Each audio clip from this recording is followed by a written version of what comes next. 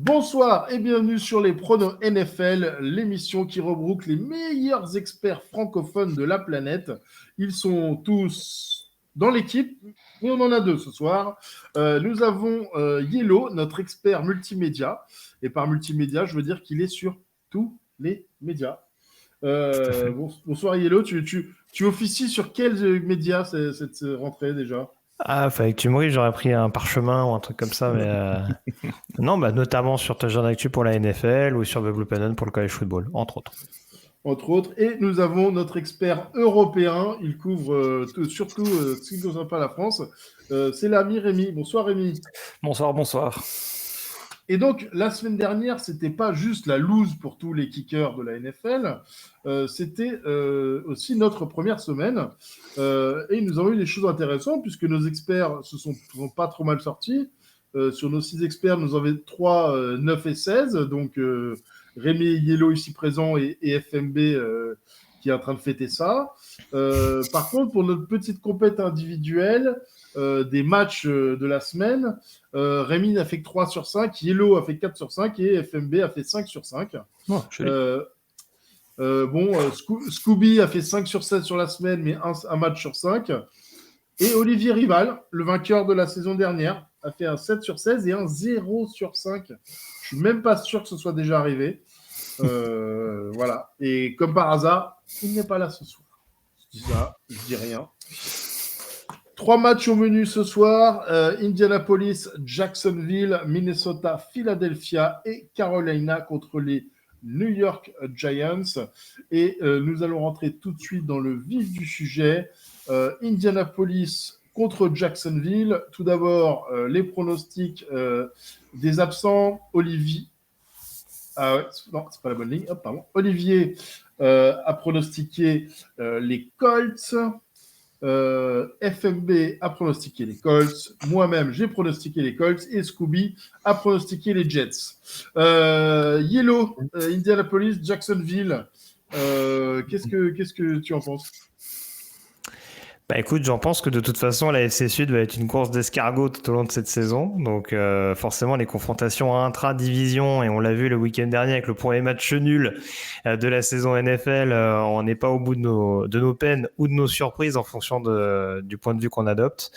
Donc très honnêtement, c'est un match où tout ne m'a pas rassuré dans ce qu'on proposait les Jaguars, mais tout ne m'a pas rassuré non plus dans ce qu'on proposait les Colts. Et je vois quand même qu'il y a une défense de Jacksonville qui a pas l'air infâme, qui peut en tout cas monter un petit peu en régime en jouant à la maison, face à une équipe d'Indianapolis où je pense qu'il va encore y avoir pas mal de turnover au niveau du poste de quarterback. C'est un petit peu la tendance, même si on les change ces dernières saisons. Donc voilà, encore une fois, je le répète, sans aucune conviction. Les Colts sont bien entendu favoris sur le papier.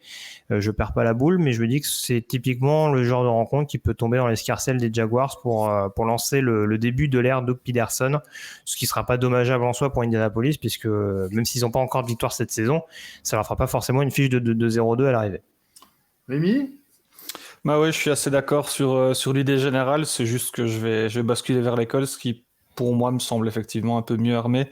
Ils n'ont pas été convaincants du tout la semaine dernière. J'ai l'impression que l'équipe se met un petit peu en place.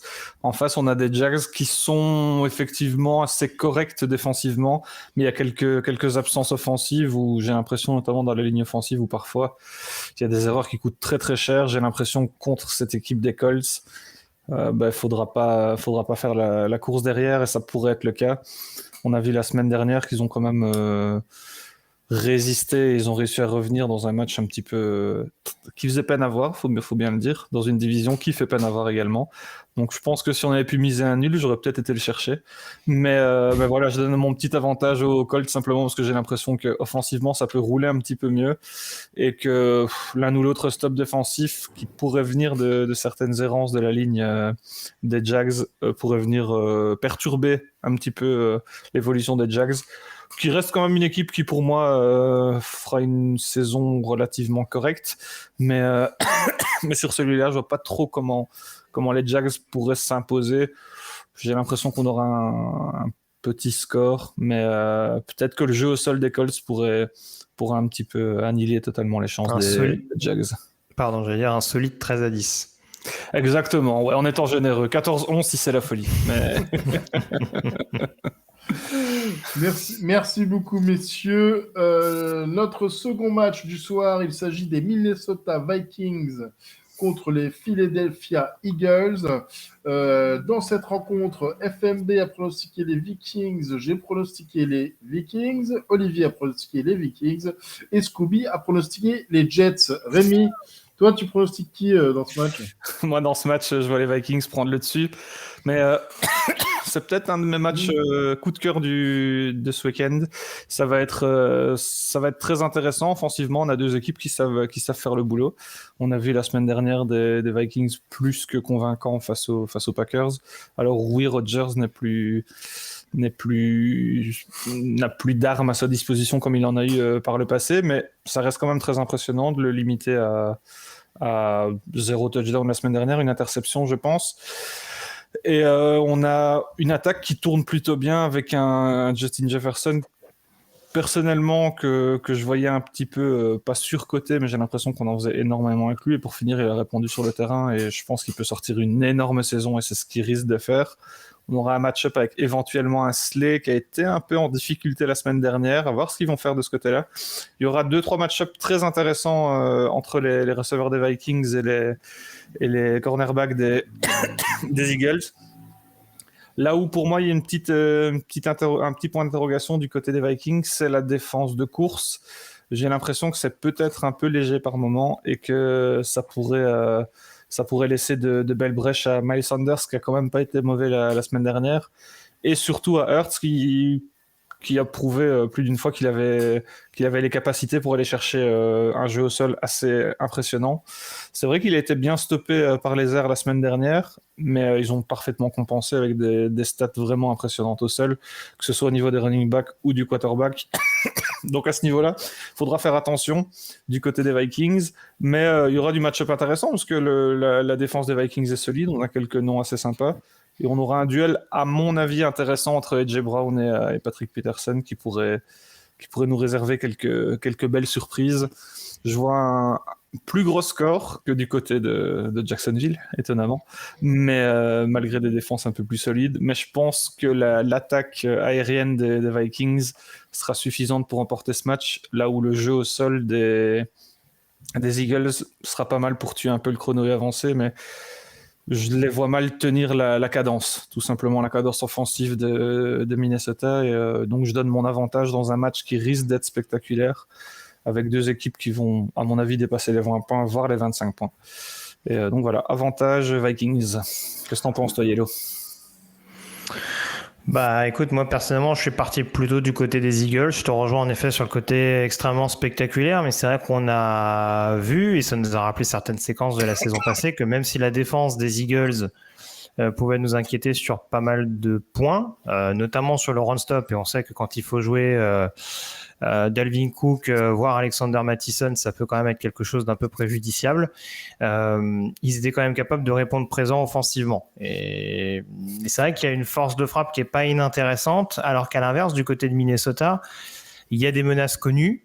Mais c'est vrai que sans faire un jeu en backfield défensif de Green Bay, parce qu'on sait qu'il y a des playmakers, notamment sur les postes de corner, je trouve que le groupe justement de cornerback est un peu plus étoffé.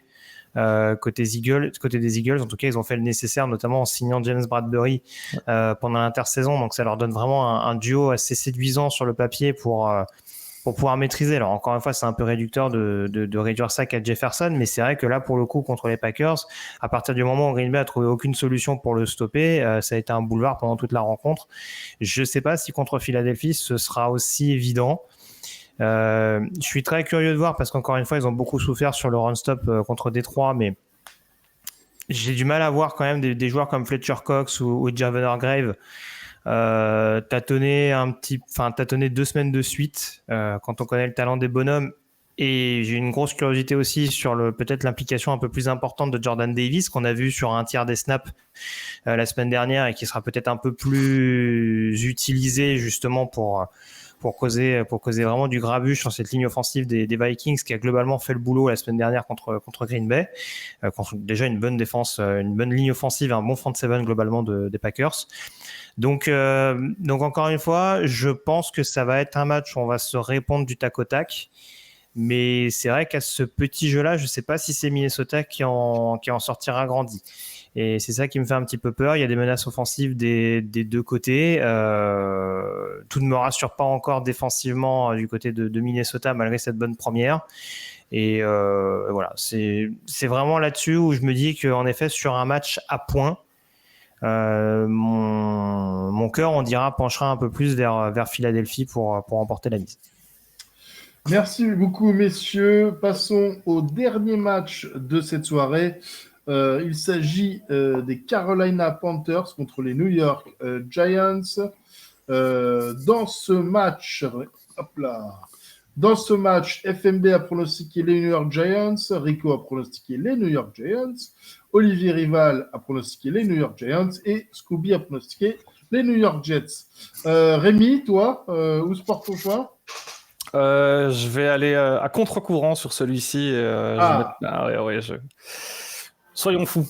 Je vais mettre ma petite pièce sur les Panthers, ou je vais plutôt mettre ma petite pièce sur une défaite des Giants plutôt qu'une victoire des Panthers. J'ai tendance à voir les choses comme ça pour ce genre de rencontre. Les Giants ont été plutôt bons la semaine dernière, même excellents en sol. C'est vrai qu'on a assisté à la renaissance de Saquon Barkley. Et donc ça, c'est vrai que c'était plutôt rassurant à ce niveau-là, là où c'est vrai que les Panthers ont craqué avec un Mayfield qui a cruellement perdu face à son ancienne équipe, qui remporte son premier match en déplacement depuis un bon bout de temps. Mais j'ai envie d'y croire pour les Panthers. Il y a un petit élément qui m'a frappé du côté des Giants, c'est qu'au niveau de la protection de Danny Dimes, comme on le surnomme du côté de New York, c'est pas exceptionnel. Il a été secoué plus d'une fois, et pourtant on a un jeu de course qui était plus qu'établi avec Barkley qui a allègrement dépassé la barre des 150 yards, et malgré tout il a été mis en danger de manière quasiment permanente en lançant, je pense, à peine plus de 20 passes. Et c'est vrai que ça, c'est un élément que je trouve très inquiétant. S'ils ne parviennent pas à établir un jeu au sol face aux Panthers, qui, il est vrai, n'ont pas été exceptionnels au sol la semaine dernière, ça il faut quand même le préciser, loin de là. Mais je pense qu'ils vont renforcer leur défense de course comme ils le peuvent, et forcer, à mon avis, les Giants à passer par les airs. Et c'est à ce niveau-là que je pense que ça peut coincer de ce côté-là. Là où offensivement, du côté des Panthers, c'est pas exceptionnel, mais j'ai quand même l'impression qu'on peut aller chercher quelques points. Donc ça va se jouer, à mon avis, au niveau des turnovers, là où j'ai l'impression que les Giants pourraient peut-être faire défaut et, à mon avis, peut-être subir l'un ou l'autre fumble. C'est vraiment une pression constante que j'ai vue sur un quarterback qui n'est pas non plus des plus sereins en règle générale. Donc j'ai tendance à croire que s'ils arrivent à limiter, pas stopper Saquon Barkley, parce que ce ne sera pas le cas, mais à le limiter dans sa production, ils ont eu un sérieux test la semaine dernière face à Nick Chubb qu'ils ont totalement échoué, mais je pense qu'ils peuvent se rattraper à ce niveau-là et gagner un match d'une courte tête.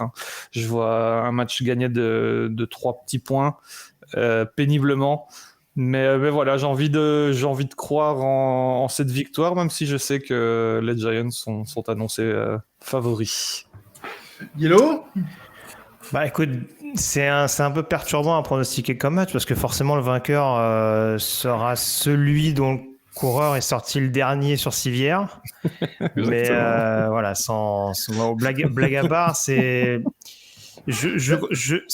pas du tout farfelu le fait que Carolina gagne aux Giants, parce que c'est vrai qu'il y a tellement comment dire ça, j'allais dire une hype, mais c'est vrai qu'il y a tellement le côté waouh, ça y est, l'identité des Giants a changé, vous allez voir ce que vous allez voir, et j'ai vraiment peur pour New York. Après, on sait que leur effectif est somme toute assez limité sur pas mal de positions malgré tout, c'est une année de reconstruction qui est assez assumée.